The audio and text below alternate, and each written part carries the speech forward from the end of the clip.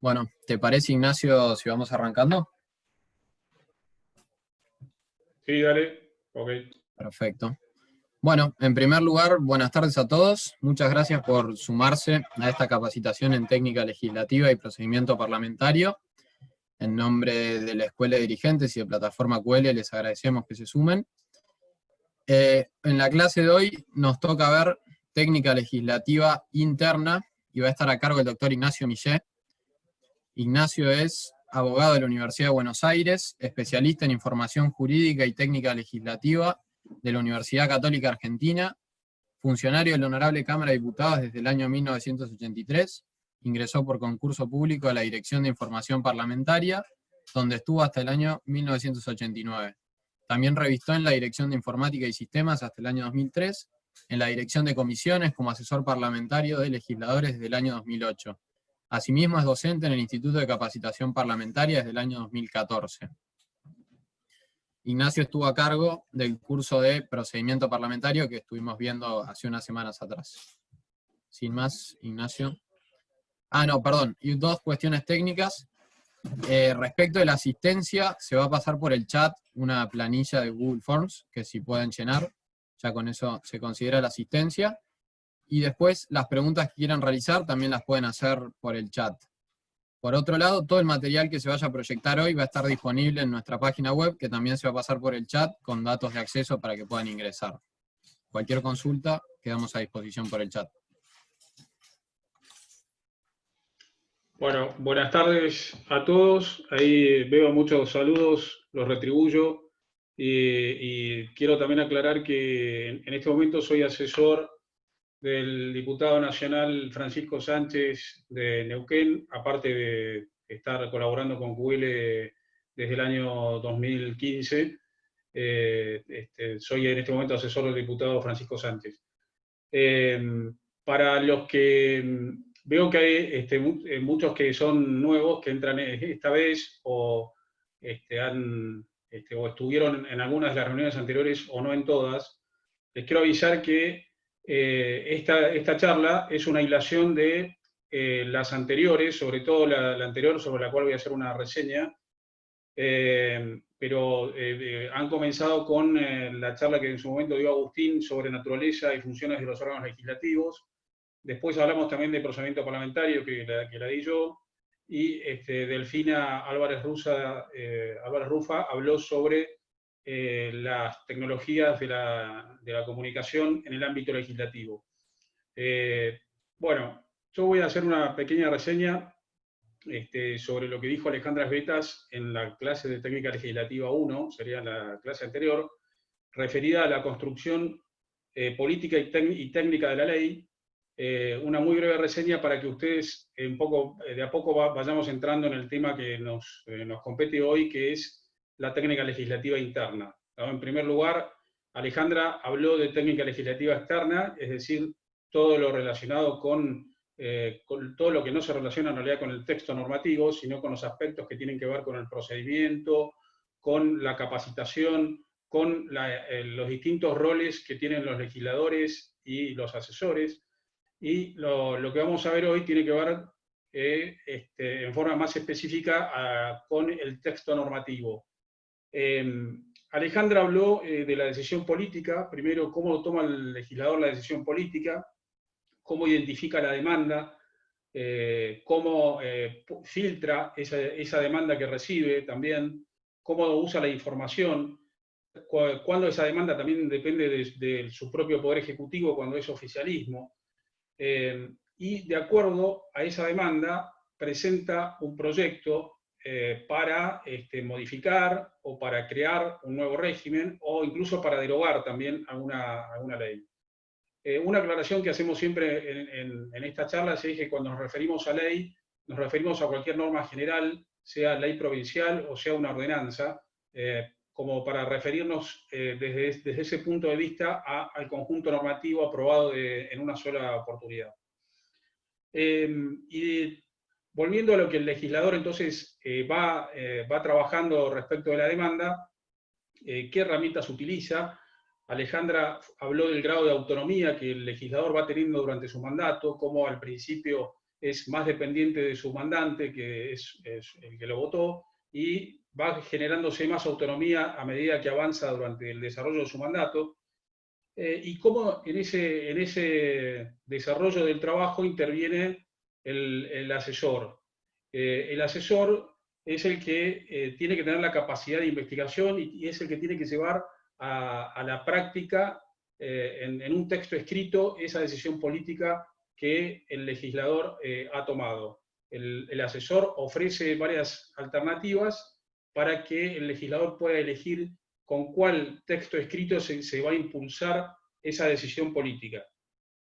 Después también vieron algunos aspectos referidos a la negociación y cómo el legislador va a plasmar su decisión política y cómo esa decisión política que se inició como algo individual se va a transformar en un hecho colectivo, consensuado y, por supuesto, seguramente modificado por ese devenir del procedimiento de negociación. Para eso, Alejandra hizo especial hincapié en el tema del trabajo en las comisiones y cómo se trabaja de una manera especial, cómo es el núcleo esencial del trabajo legislativo, que es el que nosotros hoy vamos a ver con las herramientas en detalle, pero que tenemos que tener muy en claro que es en las comisiones donde más vamos a poder aplicar estas técnicas, porque después en el plenario, y eso lo destacó también Alejandra, es muy difícil poder estar refiriéndonos a temas técnicos cuando la discusión es esencialmente política. Y por último, ella habló de las etapas de elaboración del proyecto, arrancando de la comprensión general del tema, la investigación, la evaluación de impacto, la parte que nosotros vamos a ver hoy, que es el diseño y la redacción del proyecto, y después se refirió a la consulta por un tercero neutral, a la revisión final, que también tiene que ver con un aspecto que nosotros vamos a ver hoy, y finalmente la presentación del proyecto y su seguimiento. Ahora yo les voy a compartir una pantalla, una presentación.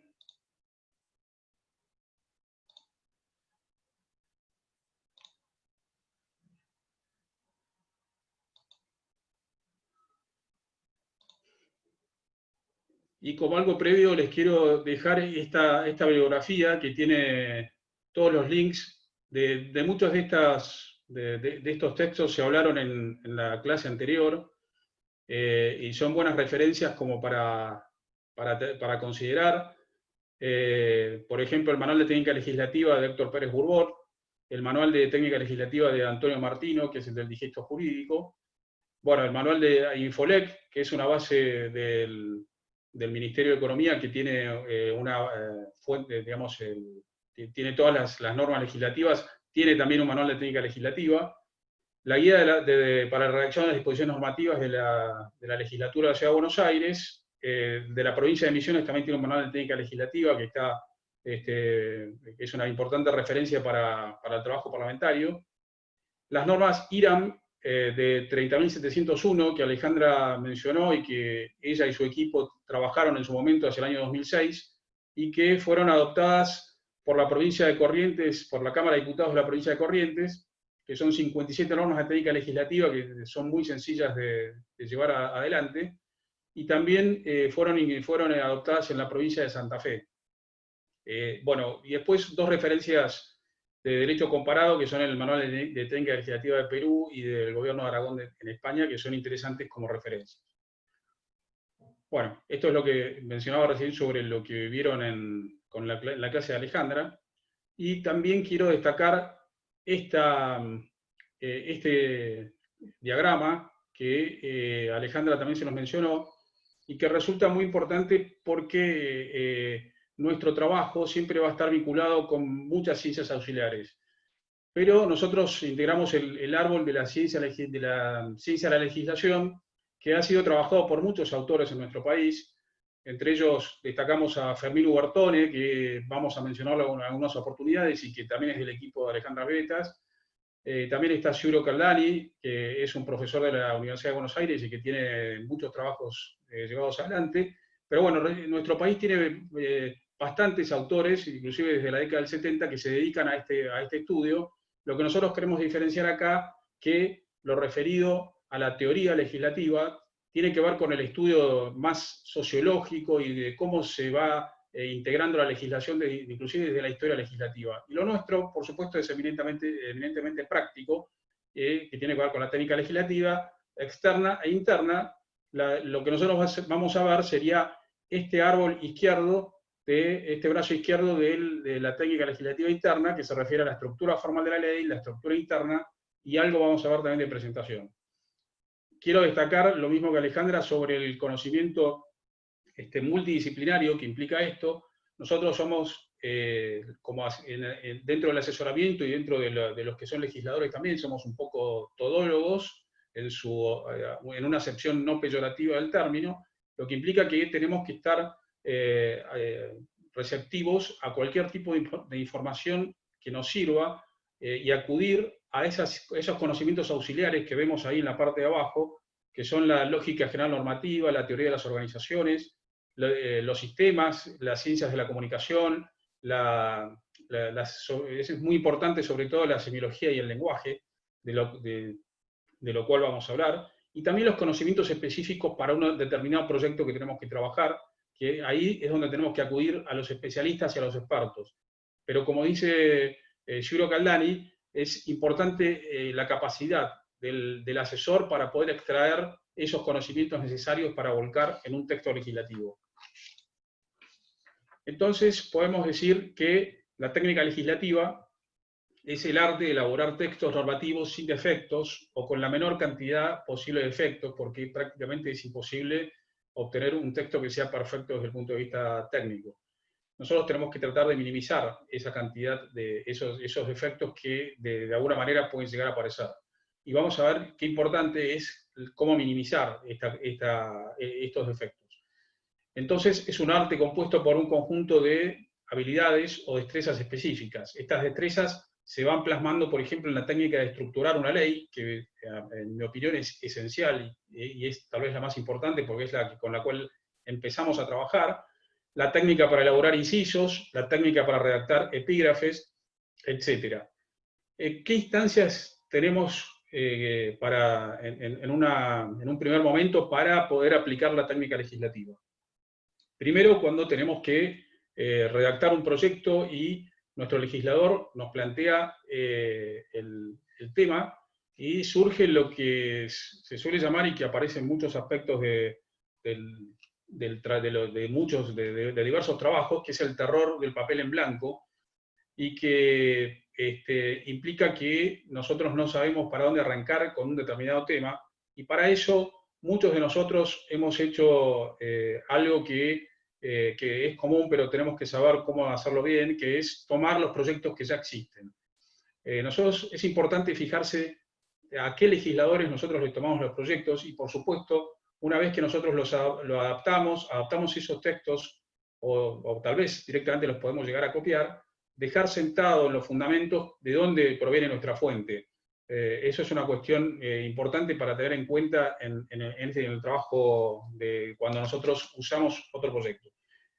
En una segunda instancia de trabajo sería en las comisiones. Eso es un poco lo que ya han hablado en la charla anterior, pero ahí es donde nosotros podemos decir que contamos con más tiempo como para trabajar técnicamente el proyecto y sobre todo consultar a funcionarios que están en esas comisiones y que hace muchos años que están y que nos pueden brindar un conocimiento que es muy importante para el avance del proyecto. La tercera instancia, porque muchas veces los tiempos parlamentarios sabemos que pueden llegar a apresurar el tratamiento de un tema, y tenemos entonces la tercera instancia, que es el recinto. En esa instancia, obviamente, ya lo hemos mencionado en otras oportunidades, es desaconsejable que se trabaje en temas de técnica legislativa, porque se va a estar trabajando sobre la inmediatez que requiere la política. Entonces, a veces los proyectos salen igual con errores, y es ahí donde el Poder Ejecutivo puede llegar a intervenir, pero obviamente va a intervenir como le convenga, y un ejemplo muy reciente es la ley de fibrosis quística, que salió con errores evidentes y reconocidos por todos los legisladores que estaban trabajando en ese momento, y fue promulgado con, con observaciones parciales, pero bueno, en mi opinión no alcanzan para que esa ley pueda ser aplicada como debió ser. Pero bueno, de alguna manera vemos cómo en la instancia del Ejecutivo puede llegar a incidir sobre una voluntad que no fue concretada técnicamente de forma correcta. Y ya vamos a ver algunos casos concretos que vamos a poner en la presentación. Ahora, bien, tenemos entonces distintas formas en las cuales los países plantean el trabajo en técnica legislativa. Tenemos los modelos descentralizados, como en Alemania, en el cual los organismos y los ministerios colaboran directamente sobre los textos que se van a tratar después en los parlamentos, y el modelo concentrado o anglosajón, que remite a un cuerpo técnico especializado para la redacción de los proyectos, sobre todo los que van a ser tratados, ¿no?, en comisión. Obviamente en estos países existen filtros para la presentación de proyectos, no es que se pueda presentar proyectos sin más, sino que tienen que tener como un consenso interno dentro de los propios partidos, por los cuales se van a promover esos proyectos. En España existe, por ejemplo, una diferencia entre proyecto y proposición. La proposición es la que puede hacer el legislador sin consultar a su bloque, y el proyecto ya pasa por un filtro que depende del consenso propio de sus partidarios. Destacamos ahí el caso de Guatemala, que tiene un sistema que podría aplicarse al nuestro, que tiene un organismo que está integrado por profesionales multidisciplinarios, no solamente abogados, sino también lingüistas, sociólogos, etcétera, que interviene una vez que la ley ha sido sancionada y hace una revisión técnica, y después ese proyecto vuelve a ser tratado por el Pleno del Congreso de Guatemala para ser avaladas esas correcciones. Nosotros en nuestro país tenemos un caso que no llega a ser como este, pero bueno, yo conozco uno, pero en realidad hay varios, uno que voy a mencionar ahora en detalle, mejor dicho, que es el de la Ciudad de Buenos Aires, que tiene un organismo llamado Unidad de Asesoramiento Legal Parlamentario, por el cual revisan los dictámenes de las comisiones. Solamente pueden hacer, obviamente, sugerencias no vinculantes y que después son consideradas por los legisladores. Sé que también hay otros organismos en algunas provincias, en Neuquén, en Bariloche. Tengo conocimiento también de oficinas que tienen bastante incidencia, oficinas técnicas que tienen bastante incidencia sobre los textos. Por supuesto, siempre la revisión de estos organismos apunta exclusivamente al tema técnico y no se meten con el contenido, ¿no?, que eso es la voluntad del legislador. Bueno, esto es lo que mencionamos recién sobre cómo se divide la técnica legislativa externa e interna, y vamos a arrancar con estas 4 grandes áreas que implica la técnica legislativa interna, que son la estructura, la redacción, la lógica interna de las normas y la dinámica. La estructura tal vez sea lo más importante, porque es la forma y la herramienta por la cual se arranca la elaboración de un proyecto parlamentario, y implica en sí mismo la distribución de las partes de un todo, ¿no? Es una de las principales destrezas, porque es la que nos permite entender qué norma estamos trabajando. Yo les voy a mostrar ahora algunas normas que tienen una determinada estructura, y ustedes se van a dar cuenta de qué tipo de normas son, más allá de que aparecen en el título, pero supongamos que no esté el título, porque, por ejemplo, en este caso aparece un preámbulo, después tiene una primera parte con declaraciones de derechos y garantías, después está el régimen electoral y los poderes. Entonces, ustedes van a detectar que esto es una constitución. En este caso tenemos una carta orgánica que tiene una estructura similar a la anterior en algunos aspectos, pero cuando vamos a la parte final vemos que se refiere a los departamentos legislativos y ejecutivos. Por lo tanto, estamos en el marco de una carta orgánica de una municipalidad o de una ciudad. En este caso, tenemos una ley, o sea, tenemos otro tipo de estructura, con una definición, con términos, o sea, tenemos un procedimiento, estamos viendo otro tipo de estructura y esto nos indica que es una ley y ustedes se preguntarán, bueno, ¿por qué yo les estoy mostrando algo que es evidente, pero de alguna manera una de las formas de trabajar los textos desde la estructura es vaciarles el contenido y mostrarlos como un índice, mostrarlos como un armazón, tal cual son, porque uno de esta manera, de esta forma, cuando vaya trabajando cada vez más con este tipo de forma de trabajo, mirándolo desde la estructura, va a poder pensar las normas en función justamente de normas y no de artículos. Y de esta manera uno va a poder detectar, por ejemplo, las normas intrusas, va a poder ver las lagunas, las contradicciones, va a poder ver qué información le está faltando sobre un determinado artículo. Y bueno, justamente es muy útil, sobre todo en el trabajo de las comisiones, porque de esta manera se puede detectar rápidamente cuando un tema está en un determinado capítulo o en un determinado título. Acá les voy a mencionar algo que ustedes ya hemos visto en un par de charlas, pero sé que hay muchos que entran por primera vez y vamos a hablar un poco de esta estructura que es de una ordenanza, que tiene la diferencia con las leyes de las legislaturas y del Congreso por la inclusión de los vistos y considerandos. Este es un tema que siempre ha generado debate porque no es lo mismo la decisión política por la cual un legislador presenta un proyecto de ordenanza que la decisión por la cual todos los concejales se ponen de acuerdo para que esa ordenanza sea sancionada. Por lo tanto, una de las cuestiones a tener en cuenta es que si el Consejo Deliberante aprueba la ordenanza con los vistos y considerandos, ver el contenido de ese considerando para que no tengamos un caballo de Troya y que estemos firmando algo, aprobando algo con lo cual no estamos de acuerdo. Ustedes van a ver en el manual del concejal de QL que se desaconseja que se aprueben junto con las normas, pero bueno, eso hay opiniones divididas. Yo creo que se puede generar un texto neutro que permita que se pueda volcar esa voluntad de todos los legisladores y que se quede consignado en el considerando, porque es para los que trabajamos con estas normas desde otros ámbitos, como en el caso mío desde el Congreso, yo trabajo muchas veces con ordenanzas por pedidos de los consejos deliberantes, por cuestiones que tienen que ver con el Congreso de la Nación. Es muy importante saber el motivo por el cual esa ordenanza es sancionada.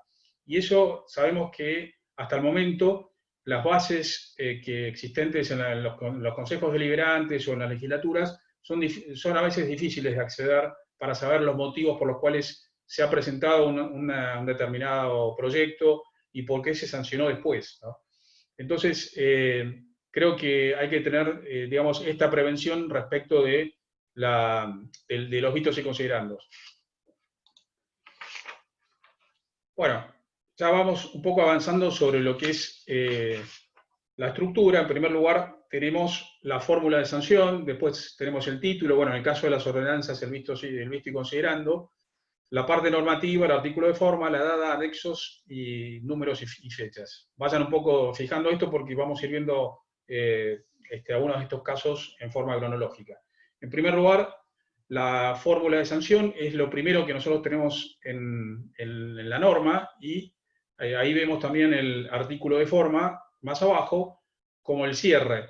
Entre la fórmula de sanción y el artículo de forma está toda la parte dispositiva, que es lo que se va a sancionar en su momento. O sea, nosotros tenemos que tener en cuenta que no puede haber nada arriba de la fórmula de sanción ni debajo del artículo de forma. Obviamente el anexo no es algo que se pueda considerar por fuera de esto, porque es una remisión, pero de alguna manera podemos decir que sería como una especie de excepción técnica.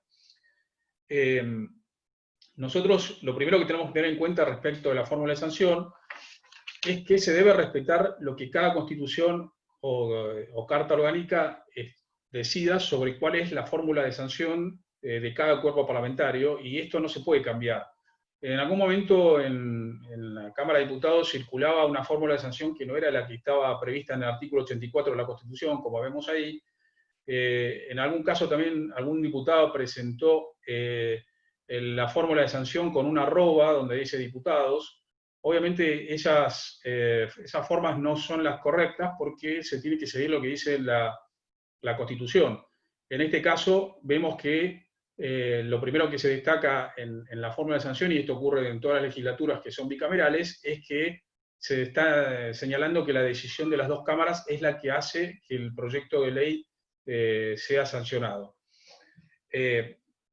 Ahí ustedes van a ver que hay unos puntos suspensivos. Eso tiene que ver con la Constitución original de 1853 y que después no se llegó a considerar en las subsiguientes reformas, y que tiene que ver con que en algún momento se agregaban algunas consideraciones vinculadas con la motivación, justamente lo que estábamos hablando antes de las ordenanzas. Y después dice decretan o sancionan. Decretan también tiene que ver con un término del primer Congreso, aparentemente por algunos estudios que hizo Fermín Ubertone, y que tenían que ver con algunas leyes particulares, por ejemplo, el otorgamiento de subsidios o pensiones. Pero la realidad es que el Congreso de la Nación sanciona leyes. Acá tenemos la fórmula de la Ciudad de Buenos Aires, que es una fórmula ya moderna, que dice la legislatura de la Ciudad de Buenos Aires sanciona con fuerza de ley. Acá la de un consejo deliberante, que, bueno, como vemos, cada cuerpo parlamentario tiene su fórmula específica determinada por su propia legislación. Acá dice el Consejo Deliberante de la Ciudad de Salta, reunión, y ha acordado y ordena. El segundo aspecto que tenemos que tener en cuenta es el título. El título es muy importante para la información del usuario que va a usar esa ley, ¿no? Siempre va después de la fórmula de sanción. Vamos a ver que esto que parece algo obvio no se cumple en algunas oportunidades y genera distorsiones. Generalmente se vincula el título con el objeto, que ahora vamos a ver también en el momento que hablemos de las disposiciones. El objeto de la ley es el artículo primero, que es el que señala por ahí el marco en el cual ese texto legal se va a trabajar, pero nosotros tenemos que tener en cuenta que ese título debe señalar qué es lo que contiene esa ley en la forma más sintética posible, aunque algunos también sostienen que el título puede ser más largo para que sea aclaratorio para el usuario. Eso va a depender de qué tipo de norma legal estemos trabajando. Lo que hace el título entonces es describir el contexto bueno, y se tiene que tener también presente algo que por ahí es importante respecto de cómo ese título va a generar un impacto en el cuerpo parlamentario en el que estoy, sobre todo en las áreas que registran el proyecto, porque de la forma que nosotros pongamos ese título, va a ser seguramente volcado en las bases parlamentarias y va a ser encontrado por los usuarios, no solamente los usuarios del cuerpo parlamentario en el que estemos, sino también en todo el mundo, porque de alguna manera van a ser los términos por los cuales los buscadores lo van a detectar. Y también, algo que es importante, puede servir para que ese proyecto se oriente hacia las comisiones que nosotros queremos.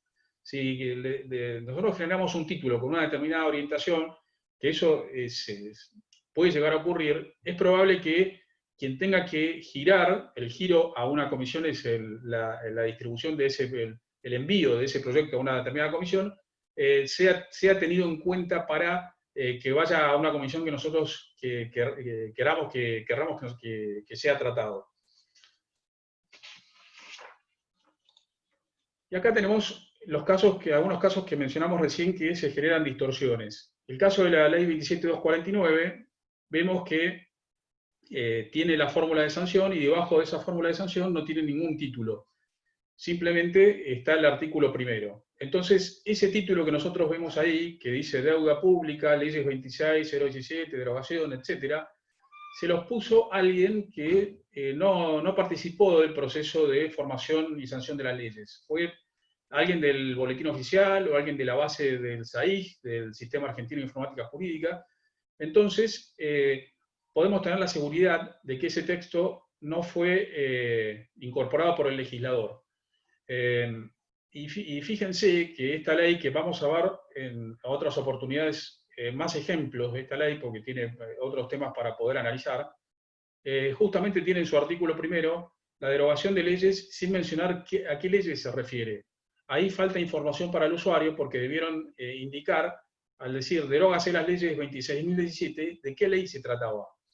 Tenemos el caso del artículo 2, del punto 2, la ley 27 de 155, referida al ejercicio profesional de los guardavidas, que sin embargo en el Senado fue sancionado con el título de Estatuto de los Guardavidas. O sea, esto es algo que tenemos que tener en cuenta, que ocurre muchas veces que cuando las leyes son modificadas durante el desarrollo del procedimiento parlamentario, puede ocurrir que el título original del proyecto deba ser modificado porque fue modificado también el contenido de ese proyecto que finalmente fue sancionado. En este caso igual llama la atención porque hay bastante diferencia entre lo que es un ejercicio profesional con un estatuto de guardavidas. Ahí, por ejemplo, el Congreso tiene distintos tipos de competencias de acuerdo a si es una ley de ejercicio profesional, a si es un estatuto de guardavida. En el primer caso es una ley que debe ser de adhesión porque es una competencia provincial, el ejercicio profesional, y en el segundo es un estatuto que es una ley de orden público porque influye sobre todos los que trabajan en esa actividad. Después, en el punto 3, yo menciono algunos casos de leyes que tienen un nombre de personas. Ley Brisa, Ley Micaela, Ley Justina, Ley Olmedo, Ley Cafiero.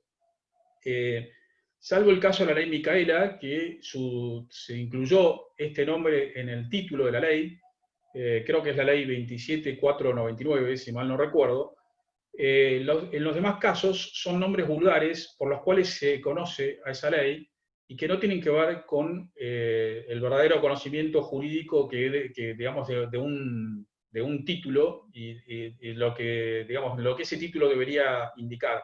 Pero por supuesto, de todas maneras, estos términos se incluyen en los buscadores para ser encontrados cuando los buscadores tienen que indagar sobre el contenido. Entonces se incluye el caso de la ley Olmedo, por ejemplo, es la ley de caducidad de los expedientes.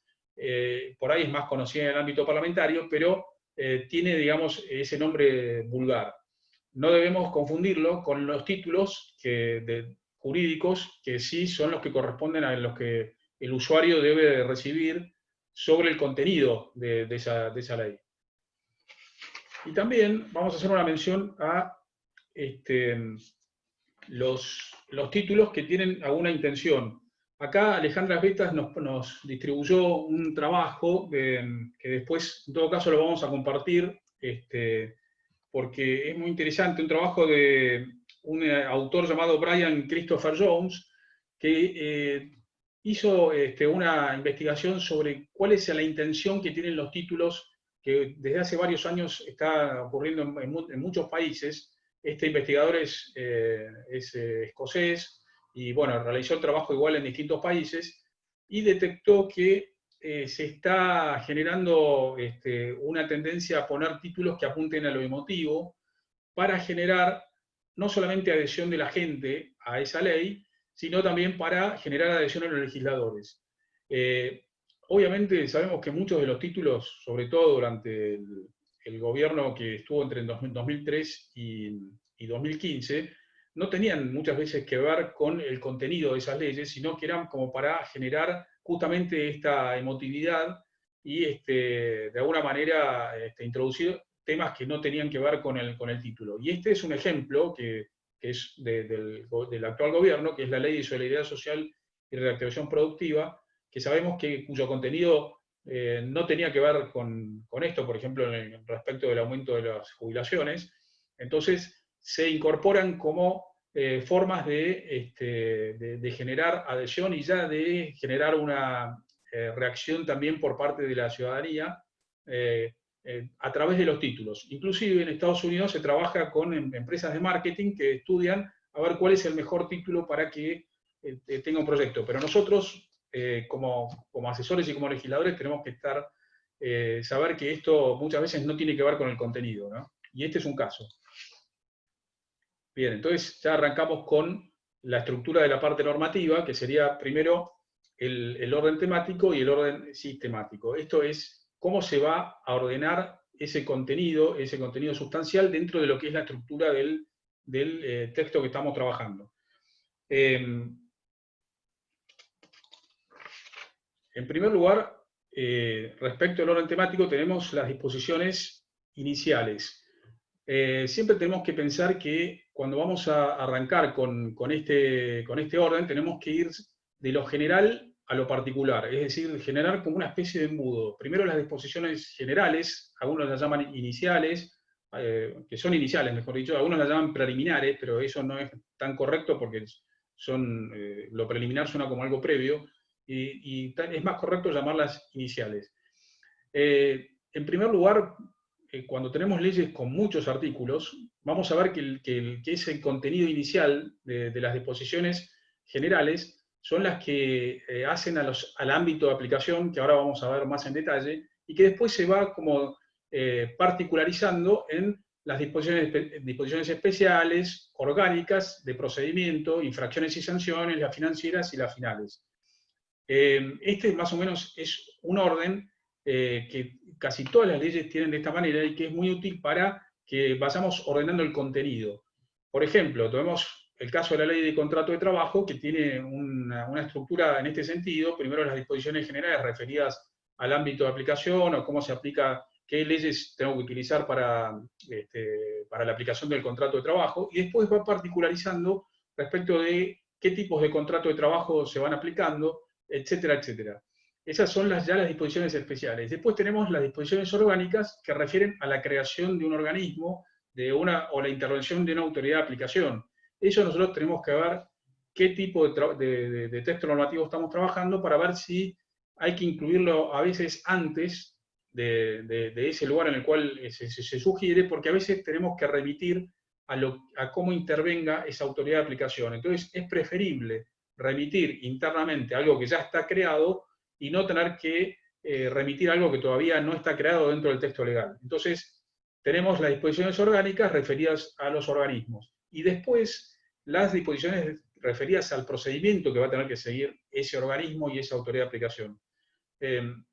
Entonces, eso siempre tiene que ser posterior y aparte ese procedimiento tiene que ser cronológicamente ordenado.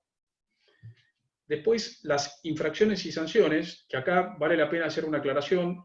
Cuando son pocas las normas que por ahí tenemos que establecer sanciones, es recomendable poner esa infracción en el propio artículo en el cual se está generando la infracción. O sea, es un artículo determinado y el incumplimiento de ese artículo se establece en el propio artículo, cuando son 2 o 3 casos. Ahora, cuando son muchas las conductas para que se determinen su incumplimiento, lo mejor es ponerlos al final. Inclusive, después de las disposiciones financieras, en muchas oportunidades se hace eso porque lo que se está estableciendo al ponerlas al final es que muchas de las conductas que se están estableciendo hasta ese momento van a ser las que después van a ser motivo del régimen sancionatorio.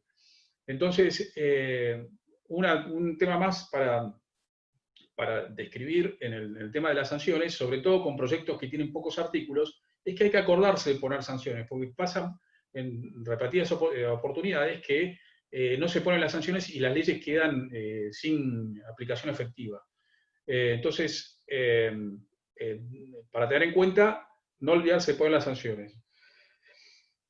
Después, las disposiciones financieras. Esto en todos los reglamentos de los cuerpos parlamentarios suele haber una norma que establezca en forma expresa la obligatoriedad para que se diga de dónde van a provenir los fondos por los cuales se va a financiar ese proyecto que nosotros estamos presentando.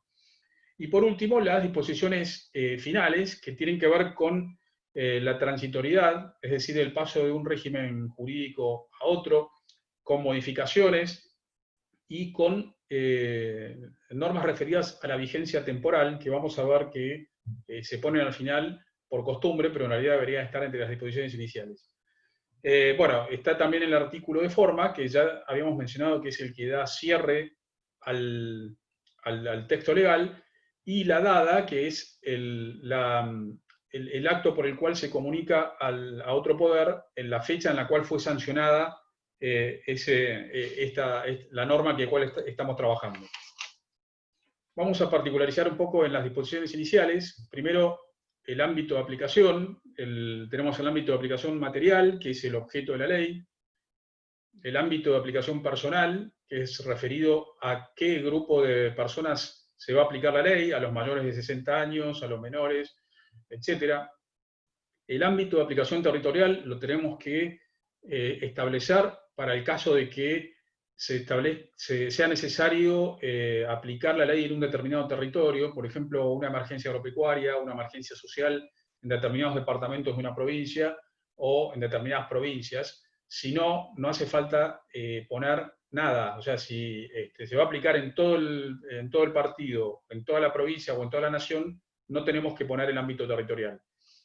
Después, bueno, el tema de la vigencia está puesto en otro color porque, como decíamos recién, esto se suele incorporar al final de la ley, pero ya vamos a ver por qué es importante que esto en realidad debería estar al principio de la ley.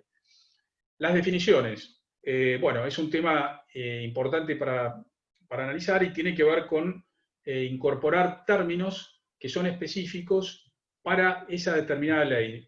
No tenemos que incorporar palabras que ya existen en el ordenamiento jurídico y que son comunes, fideicomiso, persona humana. Es decir, tenemos que definir cuestiones técnicas que sean necesarias para la aplicación de esa ley. Para eso es importante usar una nota del Código Civil, el Código Civil ya derogado por Vélez Sarsfield, que él le decía que la definición es del dominio del gramático y del literato si la expresión corresponde al lenguaje ordinario y es de la atribución del profesor cuando la expresión es técnica. En todo caso, es extraña a la ley. O sea, la definición Vélez Sarsfield decía que era extraña a la ley, a menos que sea legislativa. Es decir, que tenga por objeto restringir la significación del término de que se sirva a las ideas que reúnan exactamente todas las condiciones establecidas en la ley. Es decir, la importancia de incorporar definiciones va a ser en la medida que nosotros necesitemos explicar que ese término sea importante para la ley, y por lo tanto no tenemos que usarlo para incorporar cuestiones de fundamentos, opiniones, sino ceñirnos exclusivamente a la definición técnica. Algunas características que debe tener la definición es que no sea circular, por ejemplo, es decir, que no se defina con los mismos términos en los cuales nosotros queremos definir. O sea, el mismo término que estamos definiendo no se debe usar en la definición. Tampoco debe ser sobreabundante, es decir, como decíamos recién, y aplicando lo que mencionamos antes sobre la redacción clara, precisa y concisa, que sobre eso vamos a ampliar después, debemos ceñirnos exclusivamente a lo que sea necesario para que ese término sea definido. Después, tenemos que tener en cuenta que esta definición es como una especie de estipulación, es decir, es como una especie de acuerdo para el cual los legisladores consensúan que este término sea incorporado de esta manera al texto legal, y a veces no solamente son términos, sino también expresiones. Muchas leyes tienen expresiones para determinar que esta ley, una expresión determinada sea entendida en la ley de una determinada manera.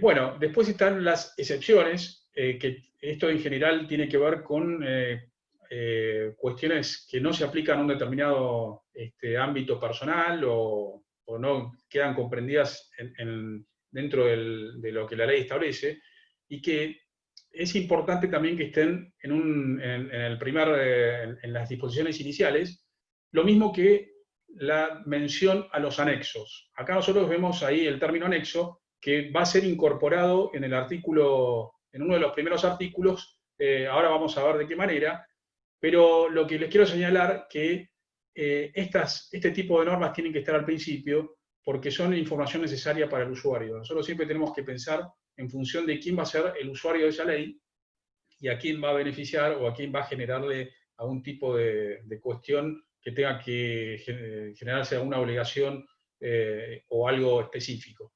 Entonces, si nosotros tenemos una ley de 50 artículos y en el artículo 48 está establecido a quién le corresponde hacer algo, no es una ley que sea beneficiosa para el usuario. Entonces, por esto, nosotros señalamos que este tipo de normas tienen que estar al principio, lo mismo que los anexos. No podemos poner un anexo perdido por un artículo 30 o 40 cuando es algo importante para que el usuario sepa que forma parte de esa ley. Y acá, lo que decíamos recién sobre el tema de los anexos, tenemos algunos casos de leyes propiamente que son anexos, como la ley de contrato de trabajo que mencionamos recién, el Código Civil y Comercial también es un anexo, pero en general los anexos se utilizan para incorporar tablas, mapas, listados con coordenadas, planos, es decir, cuestiones que no se dificulte su incorporación en el texto legal y que sea necesario que vayan por separado. Lo que tenemos que tener en cuenta cuando incorporamos un anexo que debe quedar expresamente establecido que forma parte integrante de la ordenanza o de la ley. O sea, de esa manera, lo que hace el legislador es darle el mismo valor jurídico que tiene el propio texto dispositivo. Como característica se incorpora con un número romano, el anexo 1, 2, 3, y es importante tener en cuenta que si eventualmente en un futuro tenemos que modificar ese contenido del anexo, vamos a tener que hacer todo el procedimiento de formación y sanción de las leyes. Por lo tanto, una posibilidad es delegarle al Poder Ejecutivo la actualización de ese anexo, por supuesto que tiene que depender del contenido de ese anexo para que nosotros hagamos esa delegación. Porque si no tenemos que estar atentos a ver de qué manera lo hace el Poder Ejecutivo. Porque en el caso de que no se delegue, y si hay que modificar algo, vamos a tener que hacer todo el proceso de formación y sanción de las leyes.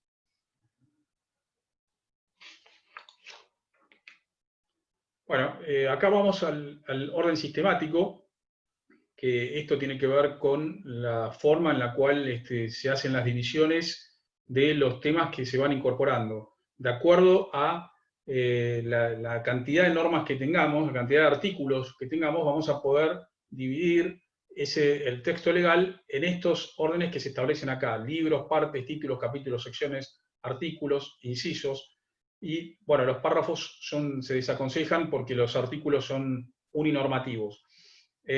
Por supuesto que siempre que damos estas charlas decimos que estas recomendaciones y este orden sistemático no es obligatorio. Son opciones que se dan para poder ser utilizadas porque son muy útiles para ordenar los textos, y aparte nosotros nos vamos a ir dando cuenta a medida que vayamos trabajando el texto qué cantidad de órdenes vamos a poder incorporar. Muchas veces por ahí pensamos primero que es suficiente con incorporar capítulos, pero después vamos viendo que por el ordenamiento de las normas vamos a tener que generar títulos para poder ir separando y que eso sea más eficaz para que después la ley sea entendida. Entonces, eso es uno de los trabajos importantes que mencionamos cuando estamos trabajando a nivel de estructura. Una cuestión a tener en cuenta es que una vez que iniciamos una forma de esta división de este orden sistemático, después lo tenemos que mantener durante todo el texto normativo. Y después, para hacer modificaciones, puede ser útil remitir a un determinado capítulo, el artículo tal de un determinado capítulo, pero pensemos que los artículos no van a seguir el orden, a recomenzar el orden de numeración que van a tener los capítulos. Los artículos van del 1 hasta el final, todos seguidos. En cambio, los capítulos o los capítulos o las secciones pueden volver a iniciarse dentro de cada uno de estos ordenamientos. Por lo tanto, para hacer una modificación, tal vez lo mejor sea simplemente sustituir o modificar el artículo y no remitir a las partes en las cuales tenemos que identificar ese artículo que se modifica. Acá tenemos cómo la norma IRAM 30701, que mencionó Alejandra en la charla anterior y que está el link al principio, propone para que según la cantidad de niveles que tengamos, según la cantidad de artículos que tengamos, qué nivel se puede utilizar. Primero capítulos, después títulos y capítulos, es decir, todas estas son propuestas. Obviamente que para 6 niveles tiene que ser una norma como un código, que bueno, que raramente tenemos que trabajar sobre esto, pero bueno, ahí tienen la posibilidad de cómo poder utilizar estas divisiones. Respecto de las remisiones son los enlazamientos que hacemos respecto de normas de un propio texto normativo, en este caso serían las remisiones internas, o respecto de otras leyes. Lo importante para tener en cuenta en las remisiones es que siempre remitamos a una norma existente, es decir, a una norma anterior, y que esa remisión la hagamos en forma expresa, indicando a qué artículo estamos remitiendo.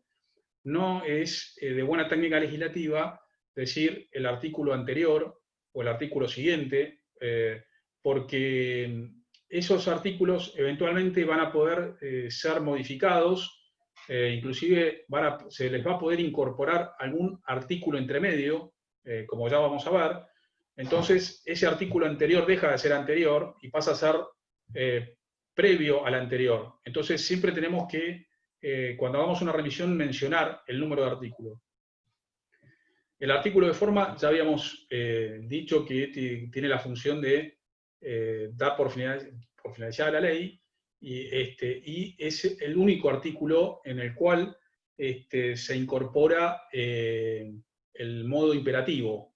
Vamos a ver que en otras oportunidades también se hace, pero no es lo más adecuado, porque establece la orden a la autoridad de cada una de los cuerpos parlamentarios para que comunique la norma que se acaba de sancionar, que es comuníquese al Poder Ejecutivo. Lo ideal es poner esta frase, comuníquese al Poder Ejecutivo, bueno, como cada cuerpo parlamentario lo establezca, y no ponerle de forma, porque bueno, eso no es lo correcto.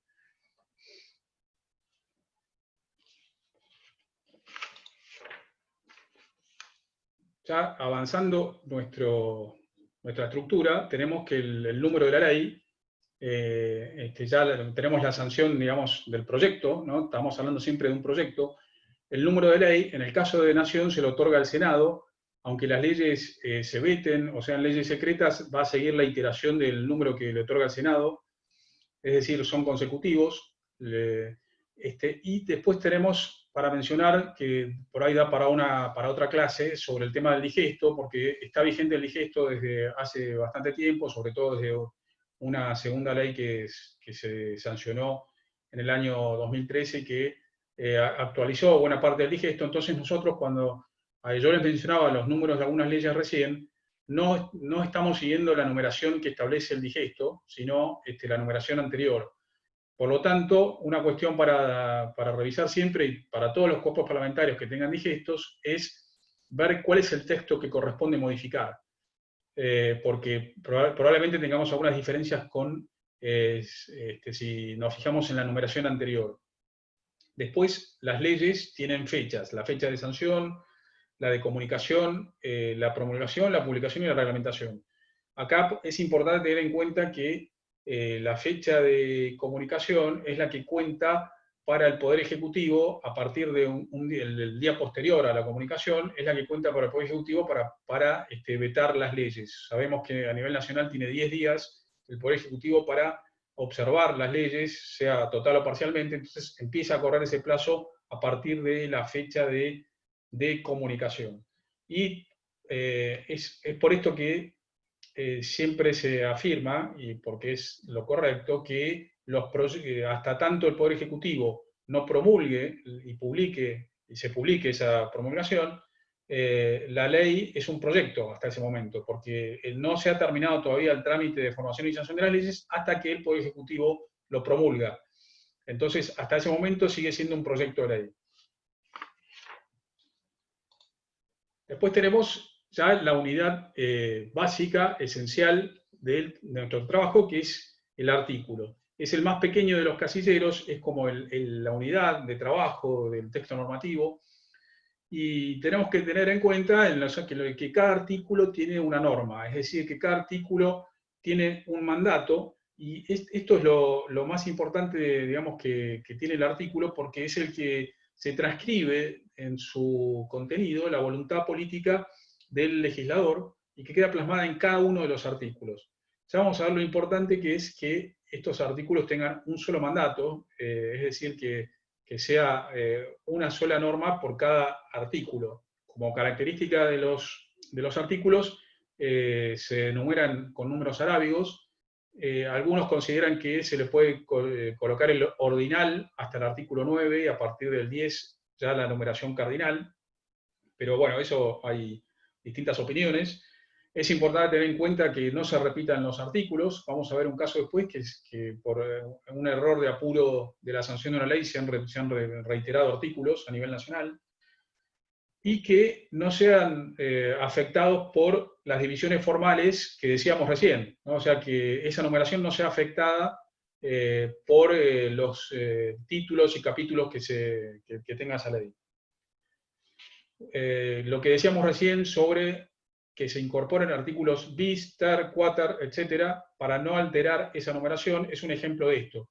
Cuando tengamos que, en una modificación ulterior de ese proyecto, incorporar artículos nuevos a través de esta palabra, de este aditamento en latín, que implica segundo, tercero, cuarto, quinto, y que nos facilita no alterar la numeración de una ley en forma de la ley original, digamos. Y acá vamos a una de las grandes fallas de la técnica legislativa, que son los artículos plurinormativos, y que a mí me gusta graficarlos con estas señales de tránsito, es decir, recibir muchos mensajes en poco tiempo o en un solo cartel, que aunque te deseen buena suerte, como es este caso, generalmente no vas a tener buena suerte porque está todo mezclado y está todo puesto de una manera que no se entiende, sobre todo para el usuario, que es el que va a tener que cumplir la ley. Y acá vamos a ver un caso que es una ordenanza de la ciudad de Salta, que si ustedes empiezan a leer y se van poniendo como corchetes a cada uno de los mandatos, van a encontrar por lo menos 6 normas. La iniciativa deberá presentarse ante la mesa de entradas del Consejo Deliberante, ahí tenemos una, quien remitirá el expediente a la Dirección General de Asuntos Legales, la cual verificará el cumplimiento de los requisitos. Bueno, acá ustedes van a ver separados varias normas que por algún motivo se pusieron todas en un artículo. Y esto es una de las cuestiones principales por las cuales se nos generan distorsiones en la interpretación de las leyes, o se aprovechan para meter normas, caballo de Troya, y que eso dificulte el acceso del usuario para poder leerlas. O tal vez porque piensan que una ley va a quedar muy larga, con muchos artículos, pero recordemos que lo importante es que no que sea larga o que sea corta, sino que esa ley sea entendible por el usuario. Entonces, no importa que por ahí queden más artículos, ¿sí? De esa manera es más accesible para poder ser entendida.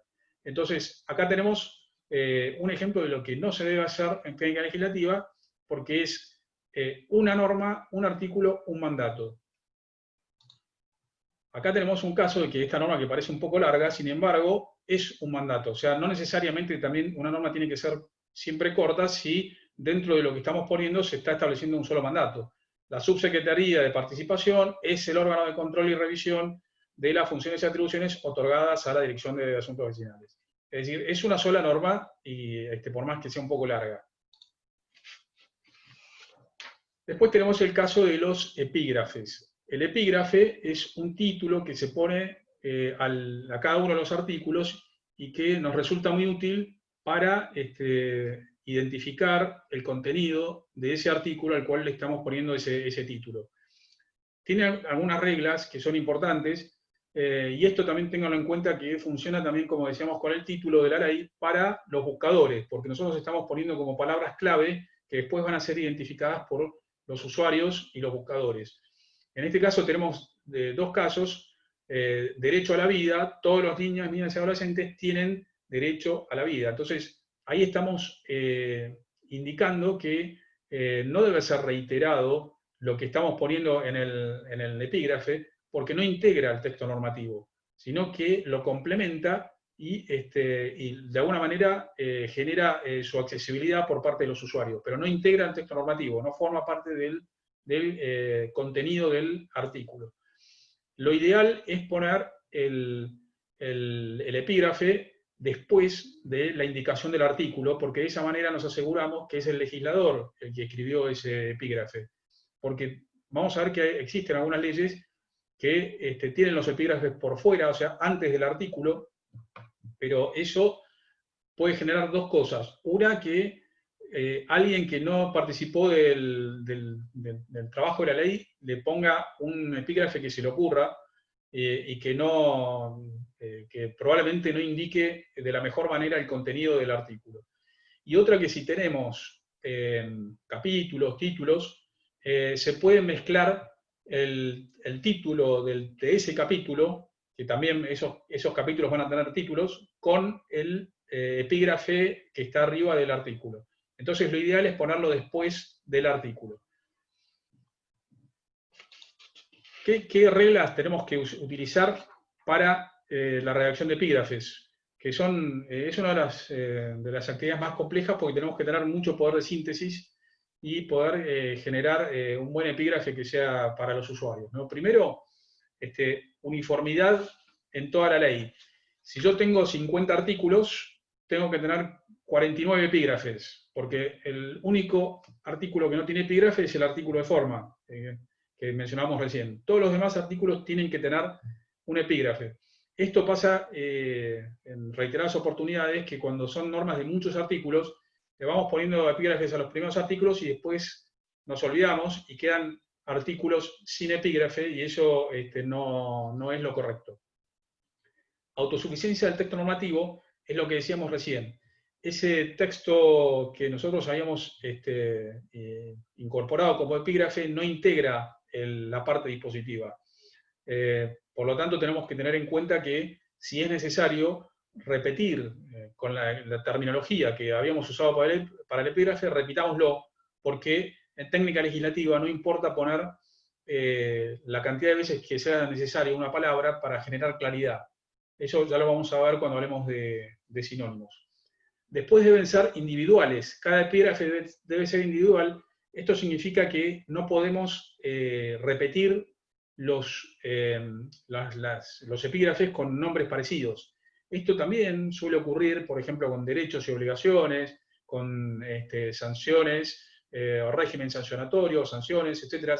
A veces se confunden, y cuando son muchas normas se repiten los epígrafes, y eso tampoco es acceso. O sea, cada epígrafe debe ser distinto. Por eso es importante contar con buen poder de síntesis para poder trabajarlos. La brevedad implica que el epígrafe no puede ser más largo que el artículo al cual estoy epigrafiando. Entonces, ahí también requiere de un buen poder de síntesis para generar un epígrafe que sea, a la vez que sea breve, sea conciso. Es decir, que genere una precisión dentro de su contenido para ser comprendido. La correspondencia tiene que ver con que ese epígrafe tenga que ver con el artículo que estamos trabajando, y esto no pasa con la primera oportunidad en la cual estamos trabajando con un texto normativo, sino cuando es modificado después. Se modifica ese artículo y no nos fijamos que el contenido de ese artículo se modificó, pero no modificamos el epígrafe. Por lo tanto, tenemos que tener en cuenta que ese epígrafe debe ser correspondiente con el nuevo texto que estamos trabajando. Y después, por último, palabras preferibles, que tienen que ver con la elección de una palabra. Por ejemplo, si yo estoy trabajando, como indicábamos antes en el ejemplo anterior, falta de pago del impuesto ahí en el artículo 252, dice, la falta de pago del impuesto no impedirá en ningún caso, no puedo ponerle en el epígrafe falta de pago del tributo, o falta de pago de la tasa, o qué sé yo. En ese sentido tiene que ser una palabra que remita al artículo que yo estoy epigrafiando. Bueno, artículos con párrafos, también, como decíamos recién, el artículo tiene que ser autónomo. La única excepción, como decíamos antes, tiene que ver con que si yo tengo que generar una sanción a un artículo determinado. Si no, el artículo es uninormativo, o sea, no es aconsejable que se le agreguen párrafos a los artículos. Esto igual sabemos que es de todos los días y es muy difícil de trabajar, pero la regla de técnica legislativa indica que solamente se aceptan párrafos para establecer una sanción a ese artículo que estoy trabajando cuando son pocos artículos sancionatorios. Las reglas para el incisado, para redactar incisos. Lo importante acá es que los incisos tengan que ver con el encabezamiento. O sea, queda prohibida toda publicidad de bebidas alcohólicas y cada uno de los incisos tiene que ser correspondiente con ese encabezamiento del texto que tengo arriba. Muchas veces pasa que vamos mezclando, sobre todo cuando son muchos incisos, mezclamos sustantivos con verbos, con preposiciones. Entonces, lo que tenemos que fijar es que cada uno de esos incisos, leerlo al final y que sea correspondiente con ese encabezamiento para poder que quede, digamos, de la manera correcta. Otra de las cuestiones a tener en cuenta es que estos incisos forman parte de la oración. En castellano, el punto indica el cambio de idea, por eso tenemos que ponerle punto y coma, y al final alguna conjunción, que puede ser o i. Y eso tiene que ver con ese carácter que van a tener los incisos. Si esos incisos son taxativos, es decir, que tienen que cumplirse en forma obligatoria todos ellos, deberemos ponerle la conjunción y, o arriba deberemos ponerle solo, o sea, queda prohibida toda publicidad solo a quienes sean dirigidas, o sea, tenemos que generarle alguna palabra que genere la taxatividad. En el caso contrario sería el carácter enunciativo, o sea, que simplemente sea como una enunciación a título casi ejemplificativo, que no es muy recomendable en técnica legislativa, pero en ese caso no hace falta, digamos, se le puede poner la conjunción o. Y vamos a ver por un caso. Acá tenemos esta ley de la Ciudad de Buenos Aires, que establece que las autoridades preventoras solo pueden adoptar, ahí está marcado en negrita, y esto implica que esto es una enumeración taxativa. En el caso de la Constitución de la provincia de Mendoza, se establece ambas cámaras solo se reunirán en asamblea para el desempeño de sus funciones, para el desempeño de las funciones siguientes. Y acá tenemos un tema que no se ha tenido en cuenta porque desde el inciso 2 hasta el inciso 6 se establece para, pero en el inciso 1 no se hizo eso, por lo tanto eso habría que corregirlo. Y después, si vemos el inciso 6, dice, para los demás actos determinados en esta Constitución y las leyes que dicte la legislatura.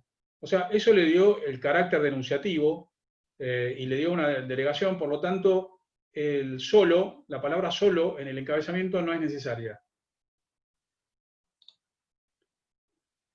Agustín, acá arranco con redacción. No sé cómo andamos de tiempo y si hay algunas preguntas. No sé cómo querés coordinar eso, si lo dejamos para el final. ¿Te parece? Tenemos 3 preguntas medio cortitas y al pie. Si querés te las leo y seguimos. Primero, María Laura Centurión pregunta, ¿un proyecto de ordenanza tiene la misma estructura que una ordenanza? No dice en ningún lado que se trata de un proyecto todavía. Bueno, los proyectos, cuando vos lo llevás el proyecto de ordenanza a la mesa de entradas, debería tener la estructura de una ordenanza para ser después aprobada. salvo, por supuesto, los bitos y considerandos que eventualmente por ahí se puede modificar. Bueno, también la parte dispositiva se puede modificar, pero la estructura esencialmente ya tiene que ser la de la norma legislativa que vos querés que se sancione, que se apruebe.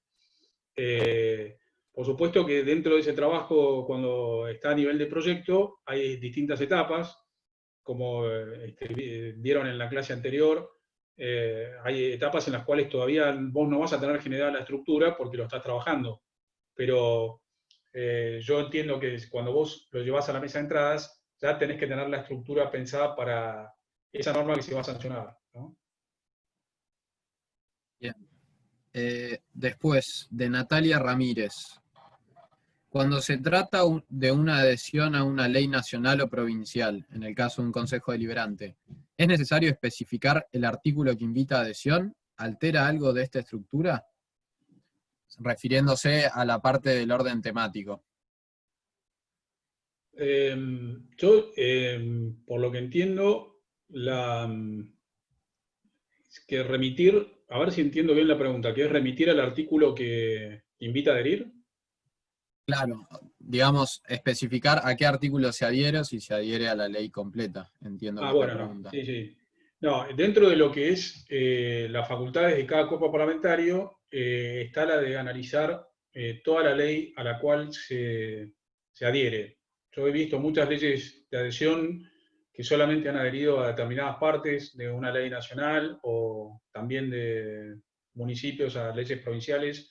Dentro de lo que son sus competencias, pueden adherir a unas partes y a otras no. Eso, recuerdo siempre el caso de la Ley de Protección de los Niños y Adolescentes, que la provincia de Mendoza no adhirió a la parte procedimental, por ejemplo.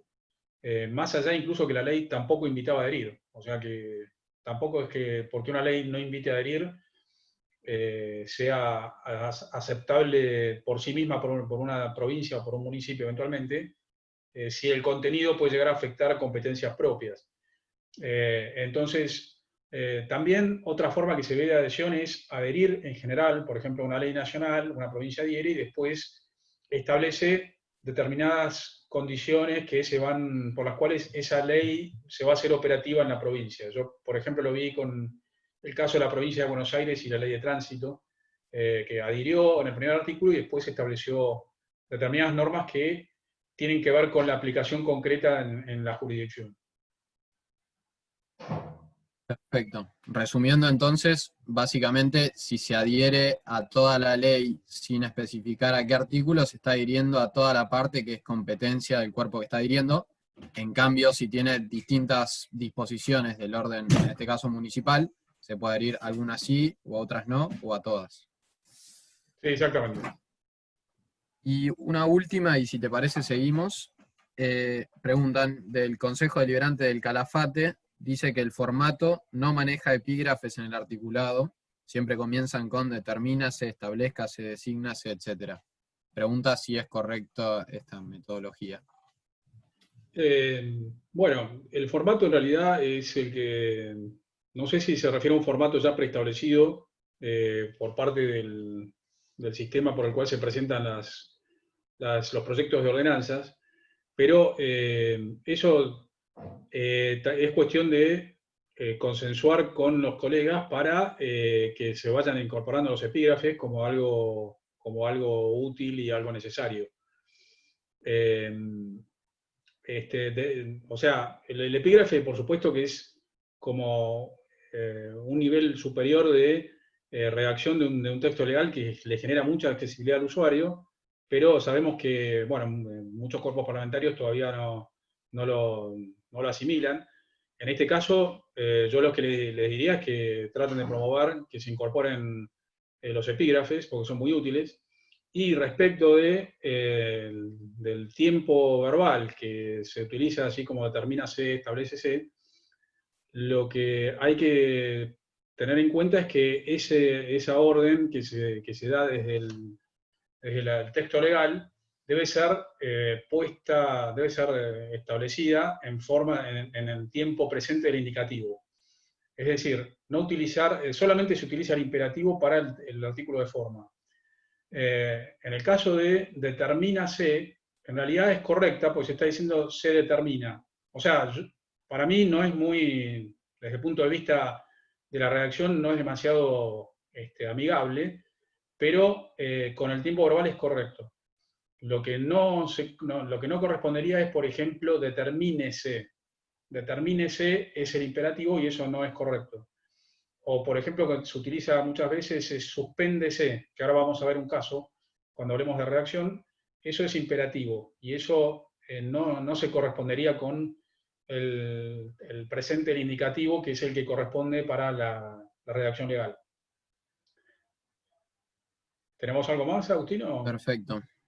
Creo que hablo por los dos, Ignacio, que desde lo que es el punto de vista del trabajo de asesoramiento legislativo, el tema del epigrafiado facilita muchísimo la lectura de un proyecto si se necesita leerlo rápido y saber de qué trata o cuáles son sus principales puntos, así que no dejamos de promoverlo como algo muy útil. Tenemos un par de preguntas más, pero son de temas de redacción. Si te parece, primero veamos eso y después vamos a las preguntas. Dale, dale. Sí, porque estoy viendo que estamos sobre 25 ya y esto son 2 horas, ¿no? Sí, Bueno, hasta las 5. bueno, vamos a avanzar con el tema de redacción. Lo primero para tener en cuenta es que el texto de la ley debe redactarse de modo de guardar la fidelidad con la decisión política, un poco lo que estamos diciendo desde el primer momento, y ustedes ya lo vieron desde las clases anteriores. Utilizar un lenguaje clásico, evitar modismos coyunturales y lenguaje rebuscado. Es decir, acá lo que tenemos que tener en cuenta es que el texto debe estar escrito con la mayor precisión posible, evitando términos que no hagan a lo que estamos queriendo legislar. Es decir, no les digo casi como los telegramas, que bueno, ya no se usa más telegramas, pero se redactaban de una manera muy sintética, pero sí pensar en eso como una forma de poder plasmar la decisión política de la manera más específica posible, con precisión, concisión y claridad. Después, cumplir con las reglas de gramática castellana. El texto, como decimos, tiene que ser de carácter rigurosamente preceptivo, o sea, no se pueden incluir cuestiones referidas a recomendaciones o cuestiones referidas a la fundamentación. Es muy tentador a veces poner en una ley a fin de que tal. Entonces, estamos como poniendo cuestiones que en realidad tienen que estar en los fundamentos y no se corresponden con el texto legal. O que enuncien intenciones o que sean simples recomendaciones. Y acá es donde tenemos que tener en cuenta estos 3 aspectos, que no solamente tienen que ver con la redacción, que son la precisión, la concisión y la claridad, y que refieren a 3 cualidades que son esenciales para la redacción. La precisión implica que tiene que evitarse en la mayor posibilidad que haya dudas, o sea, que el texto sea indudable en la mayor medida posible. La claridad implica que tiene que ser fácil de comprender, tiene que ser un texto fácil de entender. Y la concisión implica que el texto no debe ser más extenso de lo necesario. Estas 3 cualidades deben coordinarse en ese orden, dándole prioridad a la precisión, porque la precisión es la que implica no generar dudas, que es lo más importante para la ley. Después hay que usar la palabra adecuada, no usar sinónimos. Si es necesario repetir en un artículo 3 o 4 veces la misma palabra, aunque quede feo, lo tenemos que hacer. Nosotros no estamos escribiendo acá una novela ni un artículo periodístico, es una ley que tiene que ser clara. O sea, a veces nos resalta a la vista que hay una palabra que parece repetida, pero si eso es más importante que aunque quede estilísticamente mal, mantengámonos con la palabra que estábamos usando. Después, respecto a la redacción, debe preferirse el orden canónico, es decir, sujeto, verbo y complemento. Deben evitarse términos extranjeros, salvo que ese término extranjero no haya sido aceptado, mejor dicho, que ese término haya sido aceptado por el uso, o sea necesario ponerlo porque no hay otra forma de que se entienda el texto. En ese caso habrá que generar una traducción. Debe evitarse vamos a ver un caso ahora con términos extranjeros, debe evitarse el uso de adverbios, a menos que sea imprescindible, o sea, adverbios alto, bajo, mejor, peor, el dónde también, que a veces se utiliza como un conector y que no es lo ideal no es lo adecuado para un texto normativo. Debe preferirse la formulación positiva a la negativa. Es a veces común poner que no se haga algo y que en realidad lo importante es que ir siempre por la positiva. Y el uso de la voz pasiva es desaconsejable.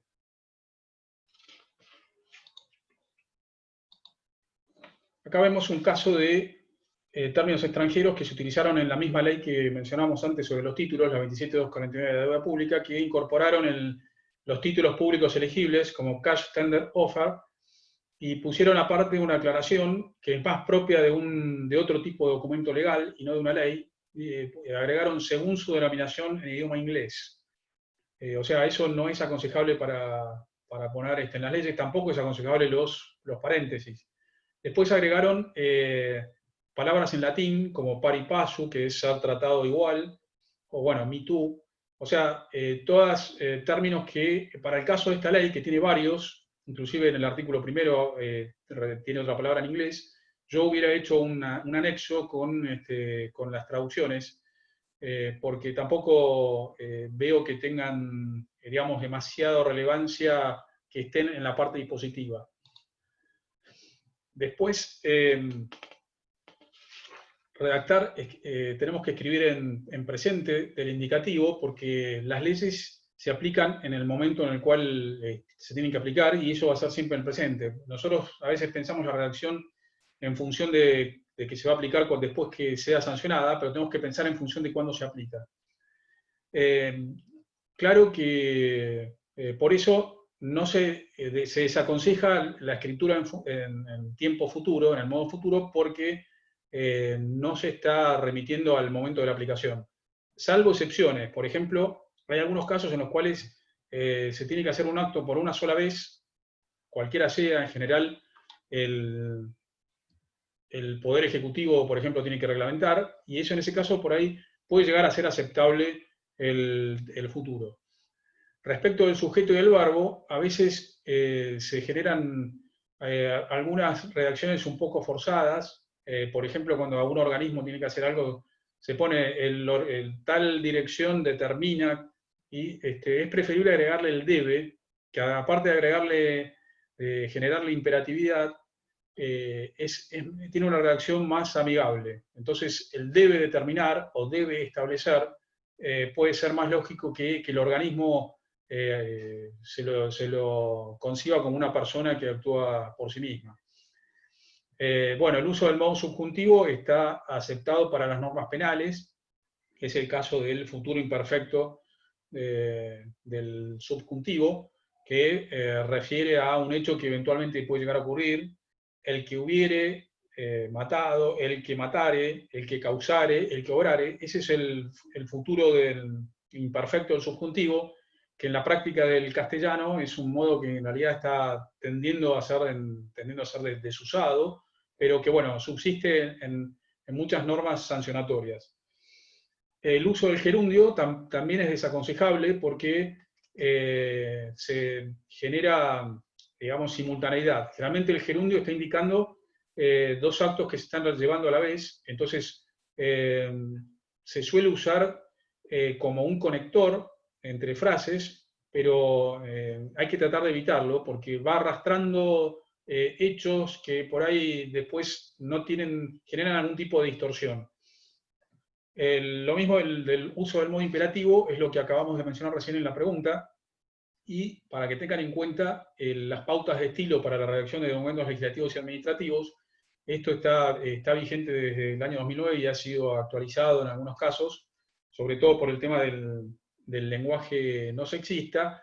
Entonces, ahí van a tener ustedes algunas pautas, por ejemplo, qué palabras van con mayúscula, cómo escribir las siglas, cómo mencionar a funcionarios, cómo mencionar a los organismos, cómo escribir las leyes. La ley, por ejemplo, no se pone ley número tal, sino se pone ley, el número sin el puntito en el medio, y después la descripción de la ley con el título con letra solamente mayúscula al principio, etc. Son todas normas que son útiles para poder hacer una redacción más adecuada.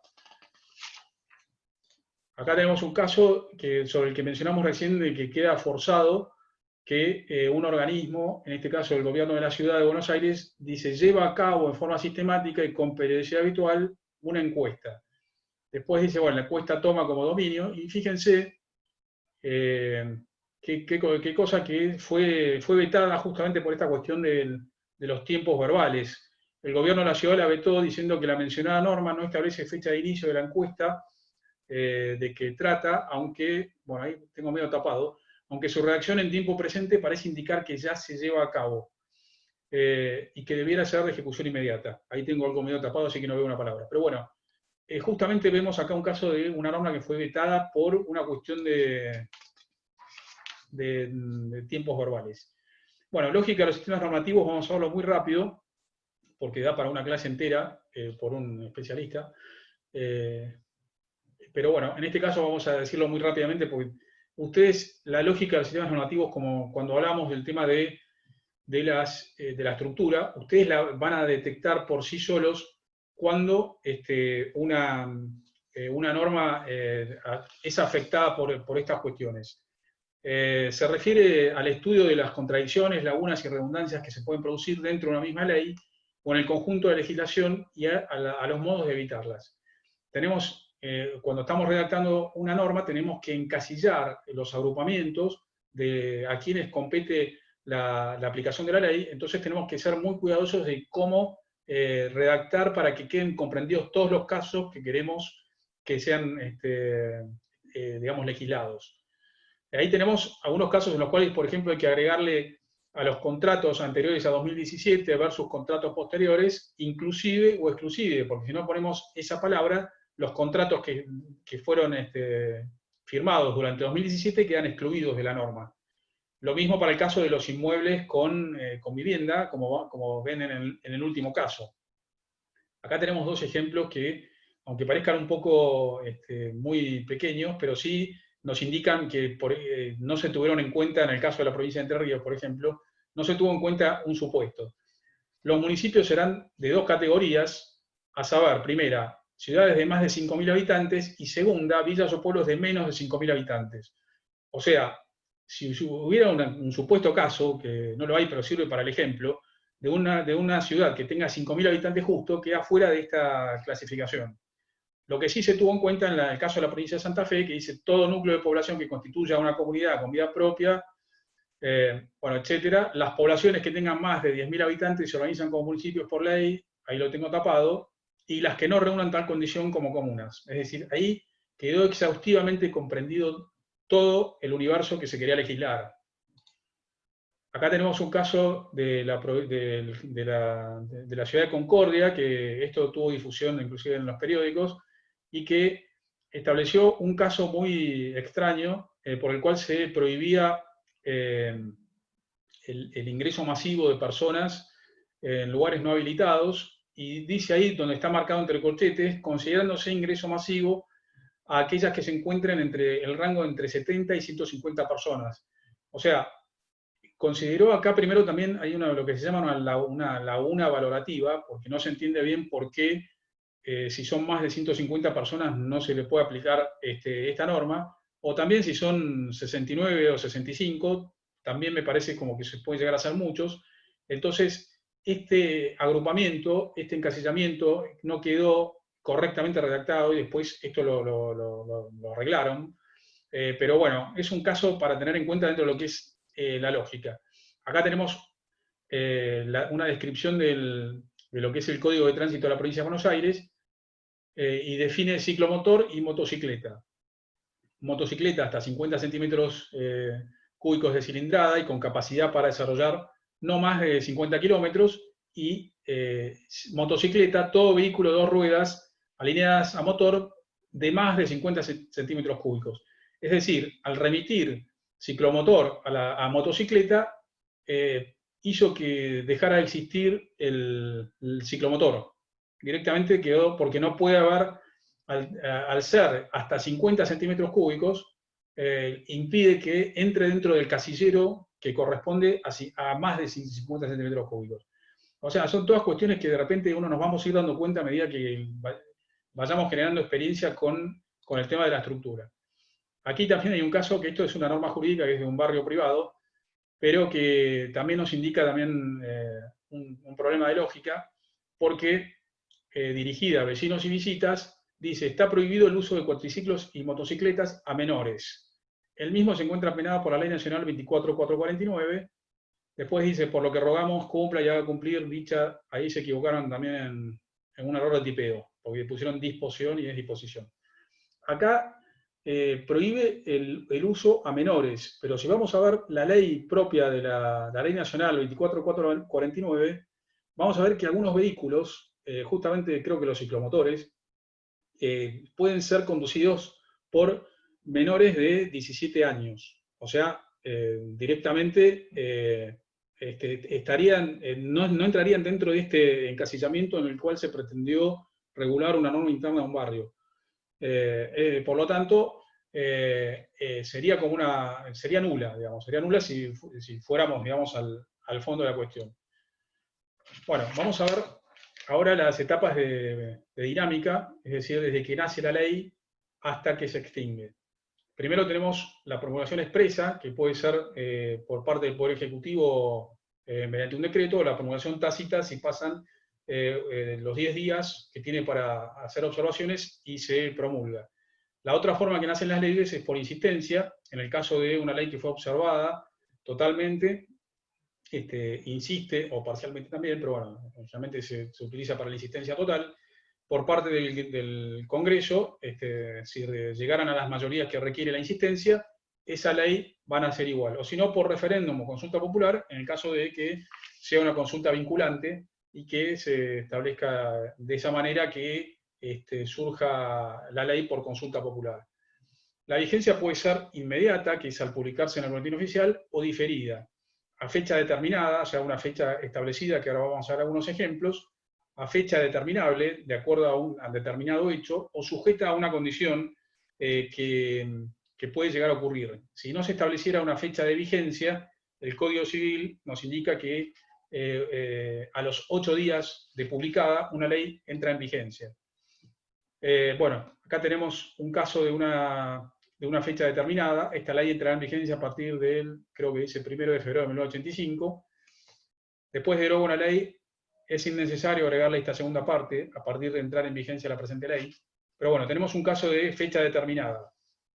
Un caso de fecha determinable es la presente ordenanza, que es el artículo 2, comenzará a regir a partir de la fecha de señalización correspondiente, debiendo la dirección de vialidad, comunicar, etc. O sea, tenemos un hecho que tiene que ser llevado a cabo por un organismo público, lo cual no es demasiado recomendable si queremos que esa ley se aplique en forma más operativa.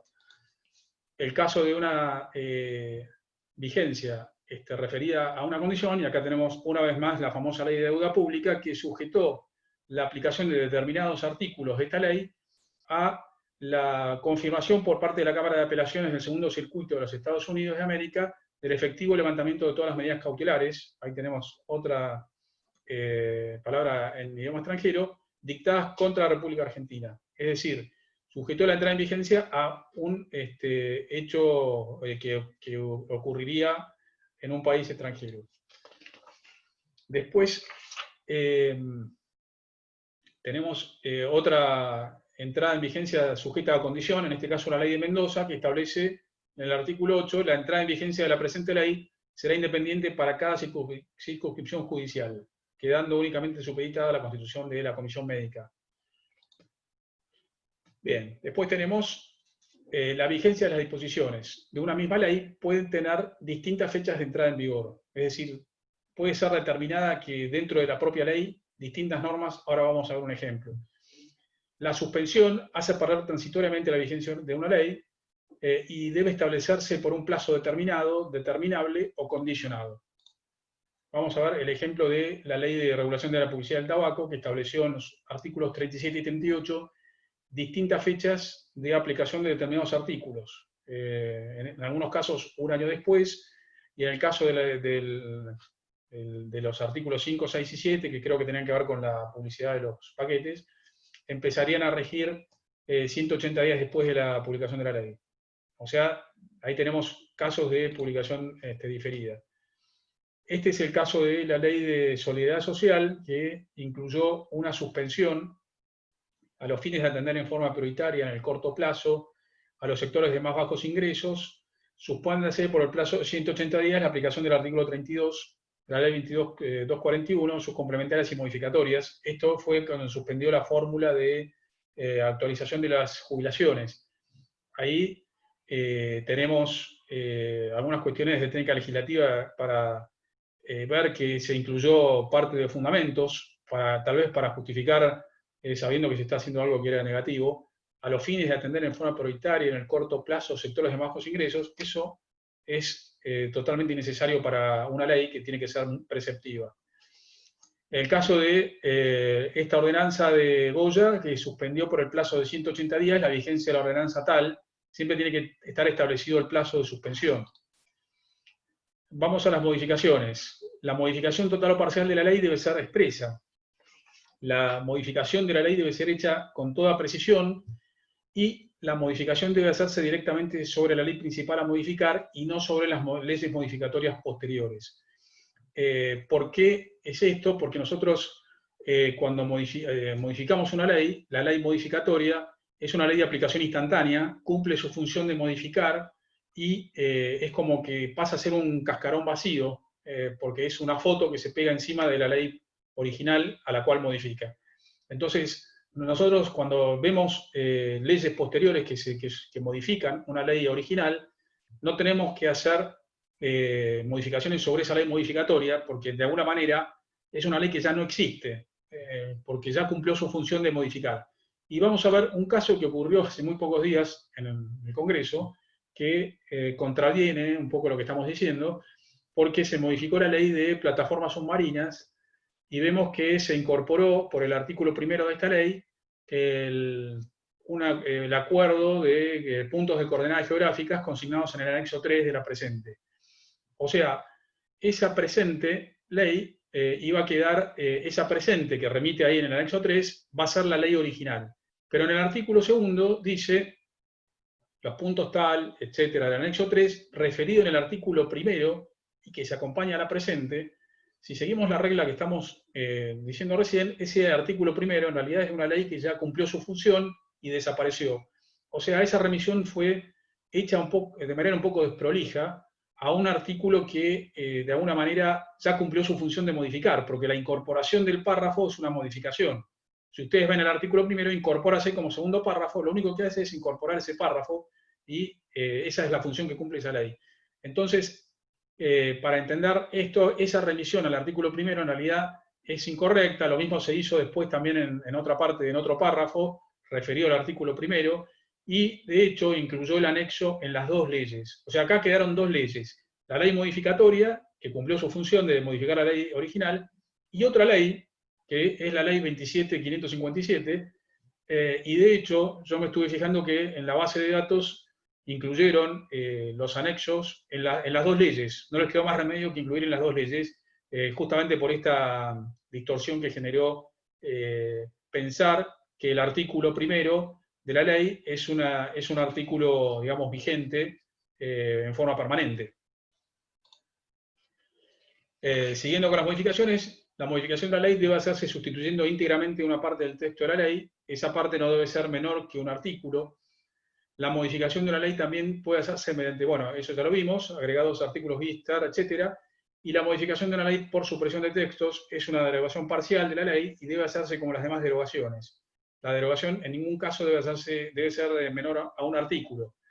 Acá una aclaración respecto de que una parte que deban hacerse modificaciones sobre una parte que debe ser menor a un artículo, que no debe ser menor a un artículo, tenemos que ver a veces si ese artículo no es útil que sea visto por el usuario solamente con referido, por ejemplo, a un párrafo. Nos pasó el otro día con mi compañera del despacho, René Silva, que estuvimos trabajando la ley de concursos y quiebras, y nos dimos cuenta que era mucho más útil para el usuario modificar solamente el primer párrafo que nosotros queríamos modificar, creo que el artículo 48 de la ley, porque si modificamos todo iba a ser mucho más engorroso para el usuario ver qué modificación se hacía.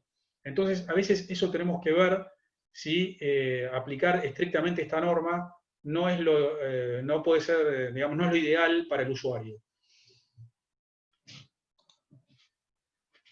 Bueno, acá tenemos un caso de modificación del artículo 43. Dice, modifícase el artículo 43 y suprímase el artículo 43 bis.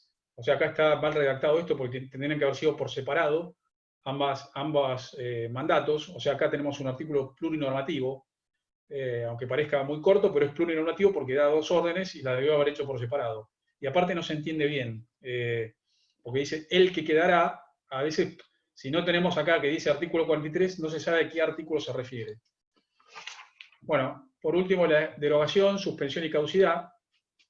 La derogación total o parcial de las leyes debe ser expresa, o sea, debemos indicar cada una de las leyes que estamos derogando. La derogación de las leyes debe ser hecha con total precisión, identificando con certeza las leyes o partes que se derogan. Debe utilizarse el término derógase, no usar abrógase, que es un término un poco antiguo y que viene del derecho italiano y que de alguna manera quería significar como que la abrogación era la derogación de toda una ley y que la derogación propiamente dicha era de partes de la ley, pero nosotros usamos el término derogación para toda la ley. Y la derogación debe mencionar detalladamente todas las leyes a derogar, incluso las leyes o partes de las leyes modificatorias de la ley principal. Cuando la ley de derogar ha sido objeto de texto ordenado, o sea, tenemos que ir al último texto ordenado para hacer la derogación, no ir al primer texto, sino al último texto ordenado. Debe evitarse la derogación genérica, indeterminada. Derógase todo lo que se oponga a la presente ley, o derógase todo lo que se oponga, bueno, o sea, esta es lo que se llama derogación genérica indeterminada, y que indica, por una parte, pereza, y por otra parte, ignorancia. O sea, porque nosotros preferimos poner esto antes que buscar cada una de las normas que correspondía derogar.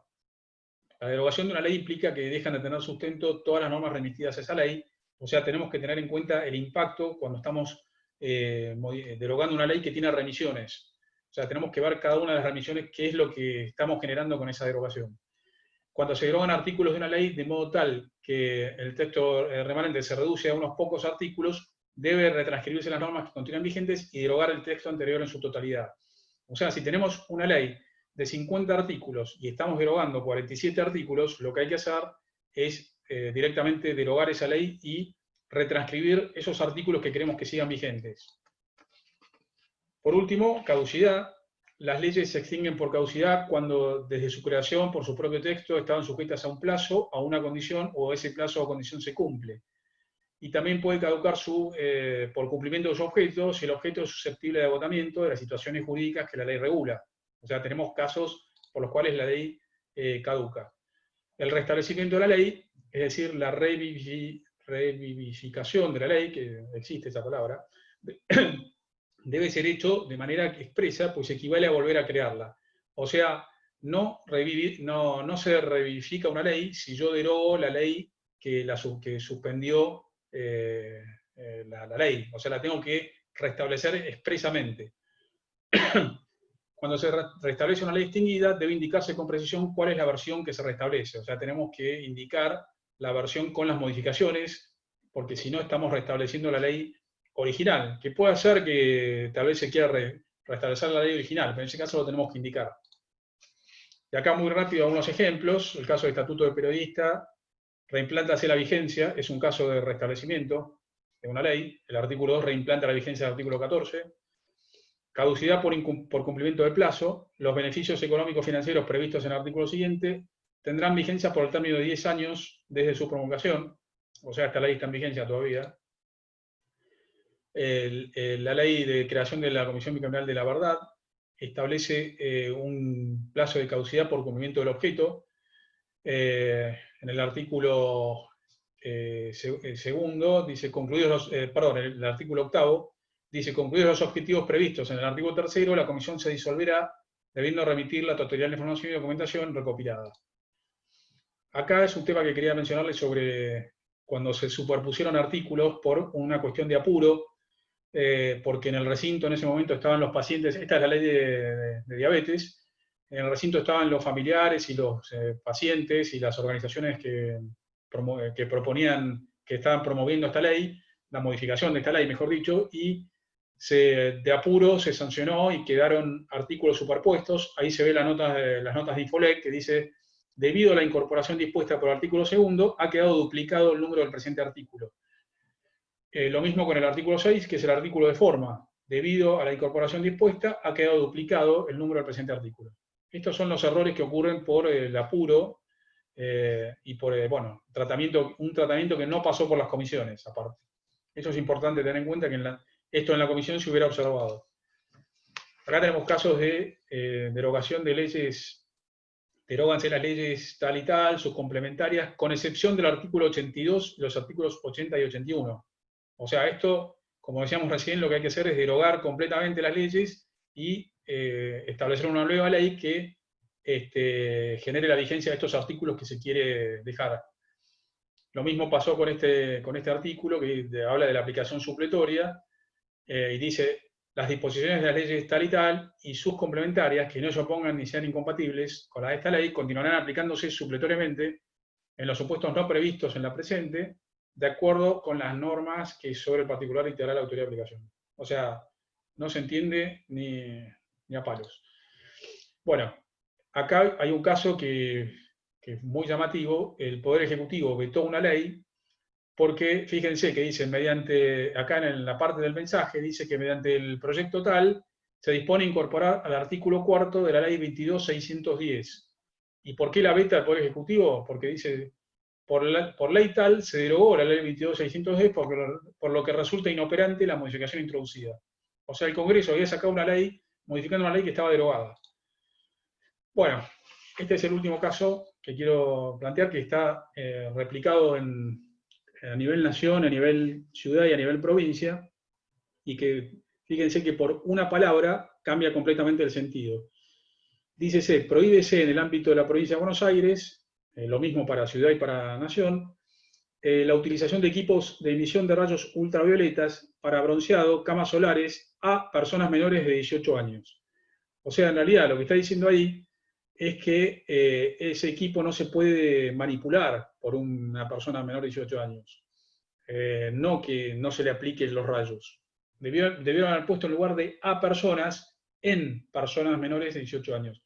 Esto es un ejemplo que nos da siempre Héctor Pérez Bourbon, como muchos de los ejemplos que estuvimos viendo recién, en el cual nos indica que por una palabra se puede cambiar completamente el sentido de una ley, y en ese sentido tenemos que tener muy en cuenta cómo utilizar el lenguaje y los términos de manera adecuada. Bueno, no sé si, Agustín, ¿querés ver algunas preguntas? No sé cómo estamos de tiempo. Perfecto, tenemos 5 minutos. Como comentario nomás de actualidad, los últimos días con el tema de las sesiones de la Cámara de Diputados y el protocolo de sesiones remotas, justamente tuvimos una discusión que, si bien era política, tenía un trasfondo técnico sobre el significado de la palabra consenso, que se hubiera resuelto con una redacción más clara en el principio. Entonces también cómo la técnica y la política se mezclan y a veces contribuyen a empantanar discusiones. Sí, exactamente.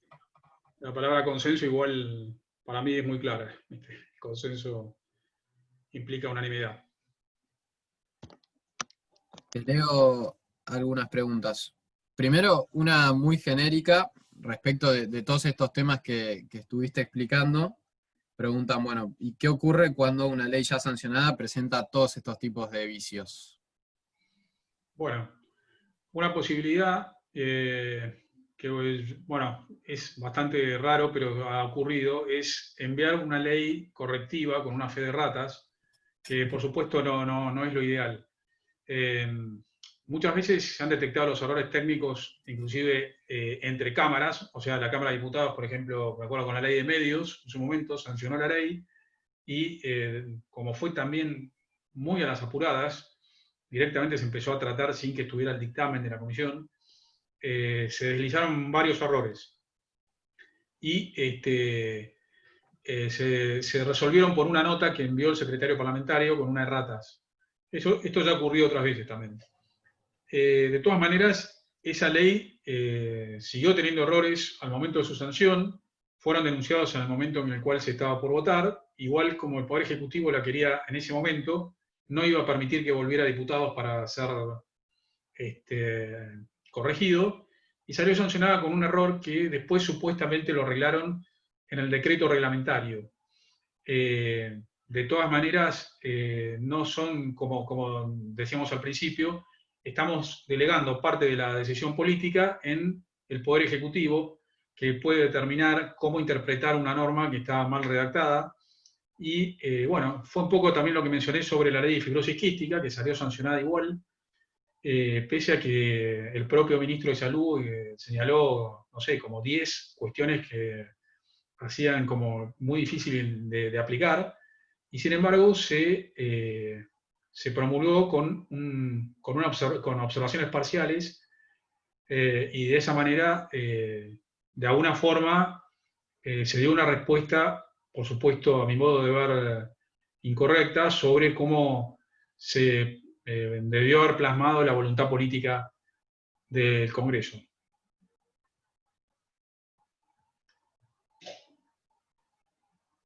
Y si querés, te leo dos para que contestes y ya con eso cerramos.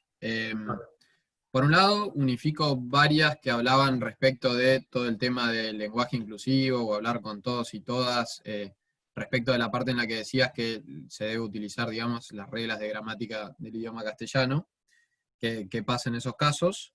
Y en segundo lugar, también, ¿qué pasa si una norma no establece sanción frente a su incumplimiento? Entonces, ¿no se tornaría exigible?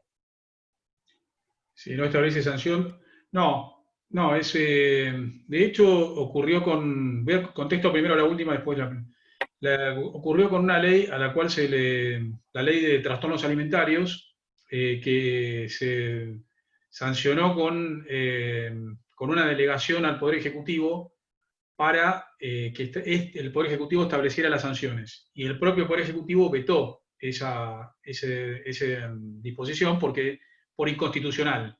Entonces la ley quedó sin sanciones. Y de hecho tiene algunas normas que no son, digamos, operativas, sino que se pueden aplicar pese a que no tengan sanciones, pero otras quedaron sin aplicación y todavía desde hace años, desde que se hizo ese veto, se están promoviendo proyectos para generar sanciones que no han sido trabajadas por el Congreso. O sea, es una ley que quedó un poco declarativa, digamos.